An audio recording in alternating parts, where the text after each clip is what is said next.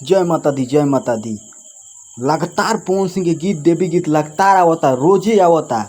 अभी सुबह में आई रहा, अभी फिर पोस्टर लॉन्च भइल, जौना पोस्टर के नाम हो सजल दरबार। और आप सबके बता दी एगो खास बात की गीत लिखले बानी भोजपुरी के बहुत ही मशहूर राइटर और पवन सिंह के हर एक गाना को धूम मचाने वाले, जौन की हरी हरी, पियर फराग, आशुतोष तिवारी और म्यूजिक प्रियांशु सिंह। तो फिर वही जोड़ी आशु प्रियांशु के आप सबके कल सुबह सुने के मिली, जौन की पवन सिंह के आवाज़ में और शिवानी सिंह के आवाज़ में, जौन की आ रहल बा उहे चैनल हरी हरी पियर फराग DRS म्यूजिक पर आ रहल बा कल सुबह।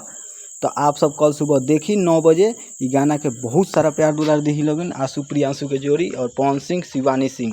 तो काले आते ट्रेनिंग पर मंगाए के बाद पूरा एकदम धूम मचावे के बाद भक्ति गीत और डेली आई गीत, डेली शाम के पोस्टर लॉन्च है, सुबह में गीत आई डेली। आप सब ऐसा ही प्यार दुलार देते रही पावर स्टार पवन सिंह के।